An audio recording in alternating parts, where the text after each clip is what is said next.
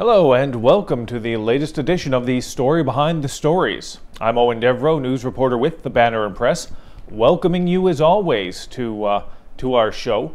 Always appreciate you taking a little bit of your time and spending it with us. This week I am joined by Casper Werhan. Casper, news reporter with the Banner and Press as well. And great to have you in here this week, Casper. Good to be here, and as always, you know, there's usually things that we can't talk about on the Stories Behind the Stories episode. There's just too many things to go through, and that is very much true again.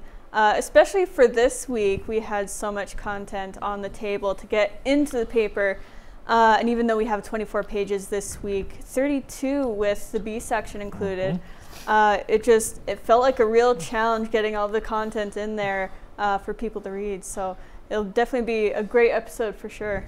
That's right, 32 pages, 2 sections for this week's edition of the Banner and Press. We're going to be talking about at least 8, and most likely we'll delve into a few separate things in the Remembrance Day section. So it could be up to a dozen different things we're going to be talking about today, and legitimately, maybe that covers about half of what we have in this week's paper. So if you want to see that, you're going to have to check it out, pick up a hard copy anywhere in Neepawa or in surrounding communities throughout the Westman region, or you can find it online at mywestman.ca. There is so much great stuff, things that would be in our A section that we would lead with in normal weeks. We just didn't have the time for it this time out. This paper, legitimately, and I said this yesterday as we were preparing it, I think this might be one of our top 5 of all time, one of our best that we've put together in terms of information, valuable information, interesting information, and varied information. I think this one, I'd put this one up there, definitely. I think, Casper. Yeah, I'd say your estimation is correct. It's definitely in the time that I've been here, which obviously not quite as long as you, just a handful of years. I definitely say it's one of our top hitting papers. And part of that is why it's one of our top hitting papers is the work that you put into the B section, and that's why you're on this week's show, because you're going to walk us through the B section. That was your project, and you really, if you've followed over the last couple years, Casper, they've really just put in a heck of an effort, and this year really was no exception. Yeah, it was quite a challenge this year, honestly. You know, of course it was last year too, but we sort of had like a specific thing that we could go with, which is what we'd been doing the previous couple of years as well.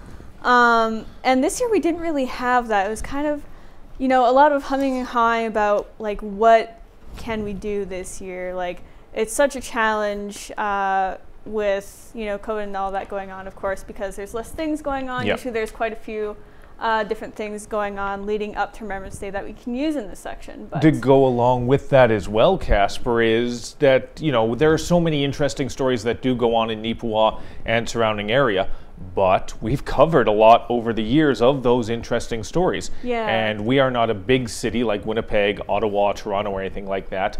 There's only a finite amount, but you still have been able to come through in the clutch, as it were, with some of these ones this year, I thought. Yeah, I was able to find some things, of course, that we didn't use last year just because we didn't have the space, so that was a big help. And then just some really interesting photos from the archives there, like what we have on the front page. There's a couple of people there, someone that's enlisted, and a visitor to the Lansdowne Park Army Camp that was near Ottawa, and that was in 1941. Just kind of a nice, like, sort of everyday type photo. And then, of course, further into the paper, you have, like, the industrial side of things, the overseas side of things, and some behind-the-scenes things as well. That's there's right. The Raffians, I believe it was called, sort of like a humor type group. Yep. Visited the Neepawa EFTS, I think it's called. It was interesting. It really was, the visual aspects of it. Now, if you didn't get a good look at that picture on the front page, you're going to have to pick up a hard copy or check it out. This is one of the more interesting date nights, I'd imagine. But it's really sort of indicative of the time, I thought. And it was one of those ones that as soon as I saw it, I was like, it snapped in. It's like, that's a good front page. Yeah, yeah. There is There's actually a couple different photos I was considering for the front page. I didn't use this one in this section, but there was one of, I think it was just during like some practice drills, but there was a bunch of these enlisted people hauling this cannon because they were doing cannon drills. And just the action in the shot was so great, but I thought that one that we used was a nice kind of interesting change of pace for things. And then I actually used this one in the center spread there that you'll see when you pick up the paper, but there's a bunch of farmers. And of course, because all of the people that would typically be farming are overseas, there's a bunch of these women. And they were specifically enlisted in the Ontario Women's Land Army. And that was a 1941 photo as well. And it's just sort of really interesting seeing all the different perspectives through these photos, and of course the different stories that you can get. And, you know, as challenging as it can be year over year to try and get new things, I do believe that there's still quite a few different stories out there. It's just a matter of like finding a way to get them, whether it be through, you know, our own research, finding things in the archives, and then just people bringing stuff in. It's helpful for sure. And we actually have a couple submissions that we couldn't use just because, again, space. Yeah. Space is our issue. And came in late as well. Or came in late as well. So we'll probably have those in next week's regular section. And there was a story that we got to do this year that I'm not sure if it was done in your time at the paper, but we got to have a little insert there about WAP May. Was that ever covered in your time here at the paper? I don't recall it in previous years, no. It was something that was new to me, so. Okay. Yeah. Yeah, it's, I'd heard about it before myself, I believe because Ken had mentioned it, but I just hadn't gotten around to it for one reason or another. I believe that was last year. And I had time to take a look at it this year. It's a really interesting story. WAP was actually born in Carberry, but then moved to Alberta with his family in, I think, 1903. Just going off the top of my head here. Definitely take looks at the story for all the accurate details. But yeah, had moved to Alberta, and a few years later, I think like 13 years later, enlisted with the Army, and it ended up going overseas. And at the time, of course, there was the Red Baron, very famous, very infamous, I should say, and he actually survived the dogfight with the Red Baron. It was a very close call, had to take some evasive maneuvers, but the captain of the squadron there was able to come in and provide some assistance fire, and he got away. And there was quite a few interesting firsts that WAP was involved in. For example, I believe he was the first president and founder of one of the first Canadian flying associations, if I'm remembering correctly off the top of my head there. Yep, no, you're right. The Edmonton and Northern Alberta Aero Club, I believe. Yes. Yes, thank you. Yep. And as well, he had, after World War I service, had assisted police with a few different manhunts. And that actually marked the first time police have ever used airplane assistance, or aerial assistance for that matter, in a manhunt. So very interesting. And then, of course, there was like this national sort of debacle surrounding one of the Mercy flights he did, because that was up to Fort Vermilion, and that was to deliver diphtheria medicine, I believe. Mm-hmm. And just the conditions surrounding it, like super cold, dead of winter, and there was a lot of uproar about it. Newspapers were covering it. People from down in the States were coming up to cover this event, because people were just like, this is like a death sentence. Why are you getting these people to fly this route? And send that medicine up there. Like, it's necessary, but like, Yeah. How else is it going to get up there? They're gonna die, and well, they didn't. They succeeded. The medicine was delivered successfully, and it's just been a big thing ever since. That's right. And that's just one of the remarkable stories that we've got in this year's edition of the Remembrance Day section. Definitely give it an opportunity. It is coming up. It also has a listing of all the different ceremonies that are going to be going on. Many of them are still dealing with the restrictions and social distancing and spacing. So if you want to find out the details for your specific community, you can find that. It is in this section. And we do hope that you do take a few minutes, not just on Remembrance Day, but beforehand, and give some thought and significance to the individuals. Not just young men going off to war, but as is shown in here, the young women who stayed home and had to work, and all those individuals who had to sacrifice for the war effort, not just World War II, World War I, but it's something that we cannot, lest we forget. So, before we, great job though, Casper, definitely on that. And we're going to move on right now and shift our attention into the normal aspects of the paper, which again are really quite full of some very interesting and valuable information this week. On the front page, Kira Patterson has the Hope Scares Away Hunger. That's a program that goes on each and every year, and it went on this year. They raise supports for the local Salvation Army, although obviously it's differently named now. It's the Neepawa Community Ministries Center. A lot of people still call it the Salvation Army. It's just habit.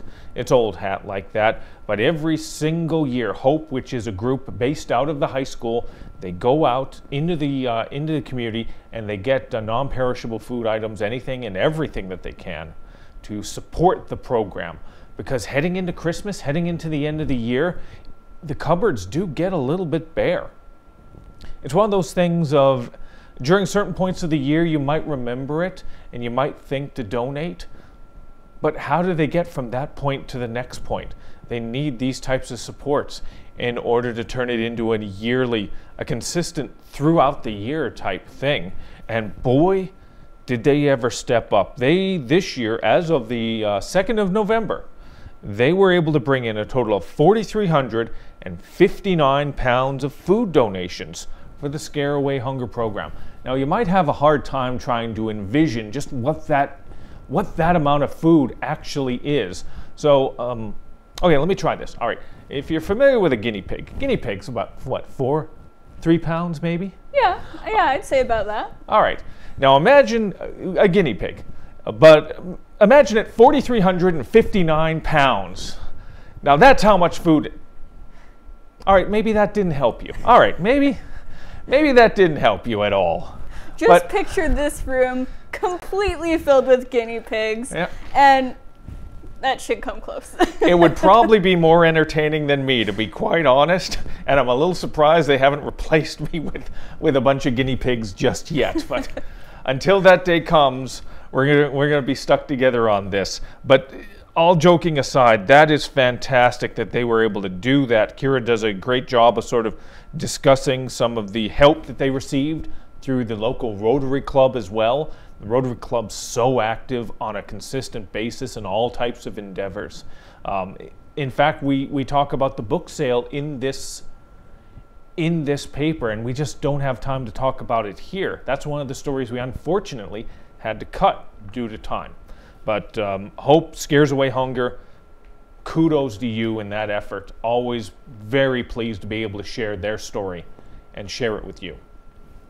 There's a story that sort of is still developing as we speak, and it's happening all across Manitoba.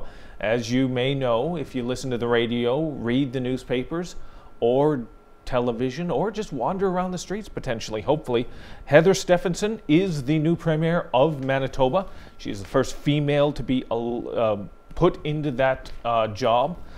She won the leadership of the Progressive Conservative Party over the weekend, but not without some let's say, controversy? A little bit of discontent. Discontent, actually, yeah, that's a better one. Discontent. There is some legal wranglings from Shelley Glover's camp, the other individual who was looking to be the leader of the party and therefore premier, and that's still going on as we speak. But if you'd like to know the most recent information, there's a few stories in there, right on the front page, right with the Hope Scares Away Hunger, just right down the side. We got a little bit of a synopsis and some background information if you're unfamiliar with who Stefansson is and what her experience is. As well, Ken Waddell goes in with a couple stories talking about the leadership convention that went on and some of the things that went on, and of course, talking about Stefansson's first press conference. Ken Waddell has both those stories, and they're in this paper. We're not going to delve too deep into them because, as we said, there's so much to cover, but it's interesting. I'm going to chime in with a little bit of opinion, Casper. If you want to throw some opinion in there, this is the place to do it. Progressive Conservative Party is down at a low point right now. A lot of people were not happy with Pallister and how he sort of went about a lot of different things. So this was an opportunity for them, a new leader, a fresh idea, fresh perspective, and maybe to win back some voters. Because right now, it's really 50-50 whether it's going to be them or the NDP right now. And with the way things played out in the leadership convention and the controversy and whatnot, it's not making them look really good to the average voter right now who maybe doesn't always go conservative or doesn't always go NDP. Well, quite honestly, that'd probably be me because I've voted for both parties in the past. Yeah, I have. So I'm an undecided voter, and it's not a good look in my estimation. So they got to do a lot of work. But again, I'm not a politician. I don't know what I'm talking about 35 to 40% of the time. So let me get your 2 cents on this. What's your pickup on this? Well, it's an interesting situation for sure. Of course, anyone who's seen the show will know that in the past I've said that I have never, and at least in the foreseeable future, unless something really shakes it up, I won't be voting for the Conservative Party. But everything that's going on is a very interesting situation. I know there was a bit of relief during the sort of organization and election voting period for the party through Kelvin Goertzen because people were very unhappy with the, what was it, Bill 64? 64, that is, yeah, yes. regarding schooling. The education bill. And quite understandably so, honestly. And that was dealt away with by Kelvin there. And I know that was actually part of, I don't know if it was part of Shelley's, but I know it was part of Heather's mandate to get rid of that if she became premier. So that was taken care of already.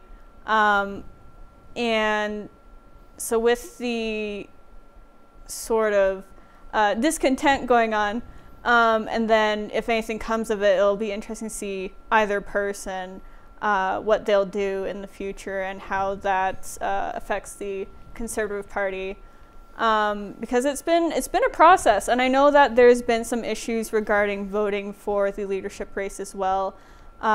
Just sort of like, I don't remember if it was just like lack of information getting out there or it was just late, but I know John, he had to drive into Brandon the to ballots, cast his vote. The individuals who were able to vote, they were not, some of them were not getting their ballots, and there's been it's been said that the amount of people who have not gotten their ballots exceeds the amount of votes between these two individuals. So it could have made a huge difference. That's why Glover is going to court on this. So yeah, that's going to be interesting to see how that pans out. Yeah, for sure. Yep. We'll just have to wait and see what happens, I guess. Yep, and if you want to wait and see what happens, I'm sure you'll be able to see what happens on the pages of the Neepawa Banner and Press. This is obviously something that is going to significantly impact each and every one of us over the next 2 years until the next election.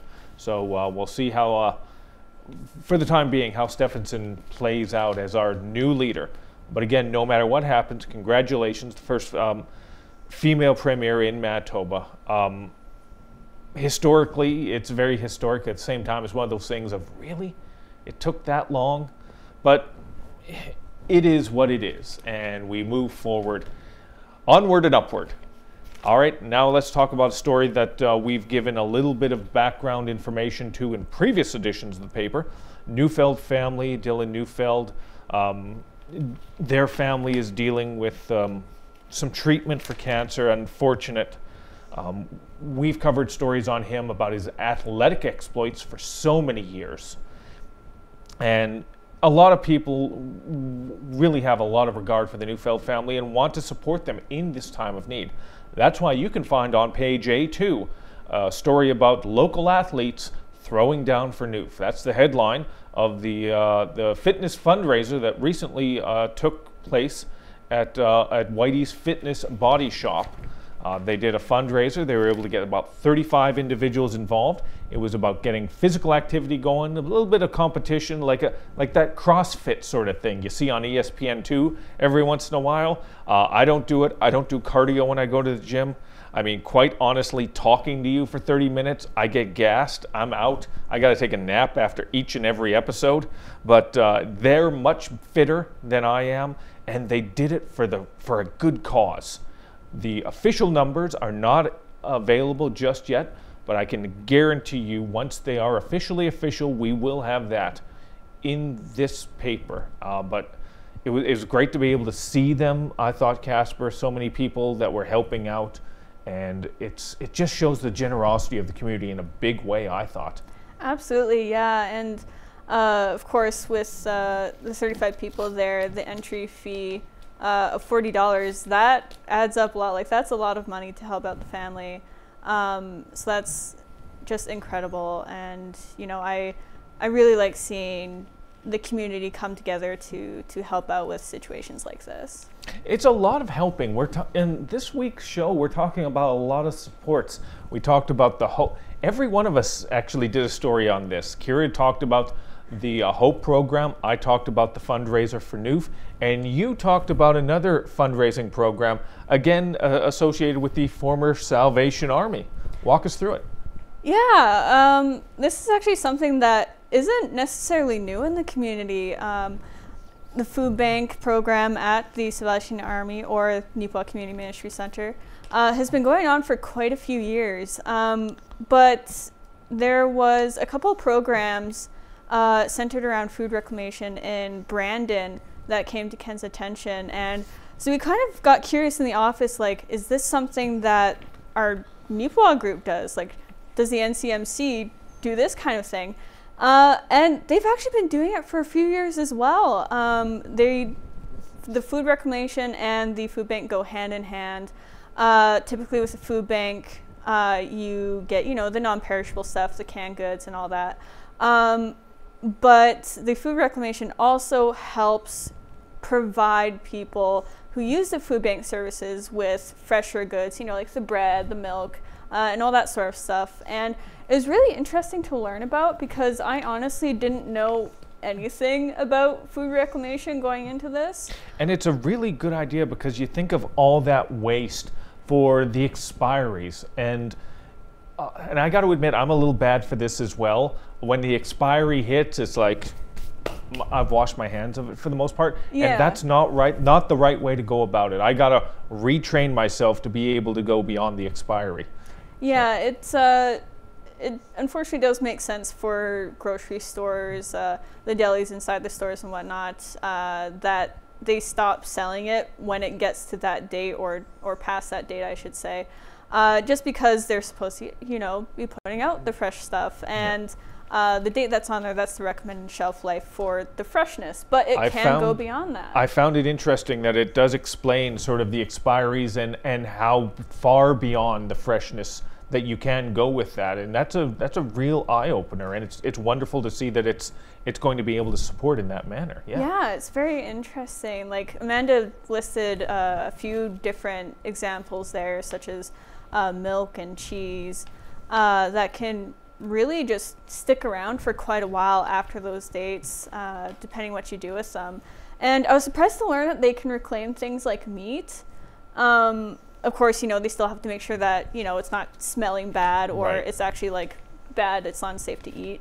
But like if they're able to get it and it's still good to eat, and they're able to store it in a way that keeps it good and it's packaged properly, then it can go well beyond that date. And there's some things about it too that people may do in their households already without even thinking about it. Like my household, we get milk, like few different cartons of milk, and we actually freeze a few of them. So we're already sort of doing that kind of thing with some of our products to sort of extend the life of them. Because you can have a big jug of milk that's like, say, expired, or the best before, I should say, is like November 4th and it's like November 3rd. Well, you can freeze that milk if you want. It'll still be good for at least a few weeks or so past that. But if you freeze it, it goes even further because it's not sitting there, not being used. It's being preserved by being frozen. Yeah. And this program, it lays out a lot of this information, and you can find out about it in the A section of the Banner and Press. It's really great that they're thinking of ways outside the can, as it were, to sort of help those in our community in need. Good stuff. All right, we're going to go on to another story by Casper. This one a little more lighthearted. It's a feature on an individual who is chasing his dream and really seems to be sort of in the cusp of catching it right now in terms of acting. Talk to us about that. Yeah, this was a very interesting story to cover, especially since I'd covered a similar story, I think a few weeks ago. So similar story, different person. Jeremy Walmsley from Neepawa, formerly, son of Don, of course, and Michelle Walmsley, has been in acting and sort of singing for like 15, 16 years, 10 professionally. Got his start here in high school, doing drama class and getting involved in theater productions and whatnot. And what really gave him his spark as well was just, he didn't have TV growing up, but he watched a lot of movies with his family. So he just really fell in love with telling stories through the medium of film. So he decided to pursue that interest and went to schooling for it, and is now, doing professional acting and singing, living in Toronto, working out of Toronto. And he's been in quite a few productions already. He can be found in TV series, just a few to list them off here, such as Nurses, Murdoch Mysteries, and Frankie Drake Mysteries, which I actually hadn't heard of. A few different films. He's filmed like 4 films this year, some coming out next year, and one that was actually filmed in Manitoba. It's a horror film called Harland Manor that actually just came out on Friday, this last Friday. So it was very interesting talking to him and just hearing about the different performances and roles that really stuck with him, because he's very interested in the challenging roles that he can really just dive into and sort of build upon his current experience. Wow, that is great. And it's great to see people local sort of going out there and chasing something like this and succeeding at it. As you just heard Casper say, you can find out some of that information and hopefully support him in some way, shape, or form moving forward. All right, we are running a little low on time. As I said, we can't get through every single story in the paper. We can't even get through every single story we planned on talking about on today's episode. We're also going to talk about Carberry as they prepared for the hosting of the Scotties Tournament of Hearts. That's going to be happening next month, and that's going to be something that we are going to be covering a lot of. If you'd like to see a quick update, you can see it in this week's paper. We got NACI football. We also got hockey and all that's in the paper. You can find that there. So we got to get going today. Casper, thank you for coming in and talking to us about this as always. Thank you. It's been a pleasure, and I look forward to next time. And if you would like to assist us in chasing down these stories, you can contact us at 476-3401. or you can get in touch with us at news@neepawabanner.com. Now, for Casper, I am Owen from the Neepawa Banner and Press, and thank you for staying with us here on the Stories Behind the Stories.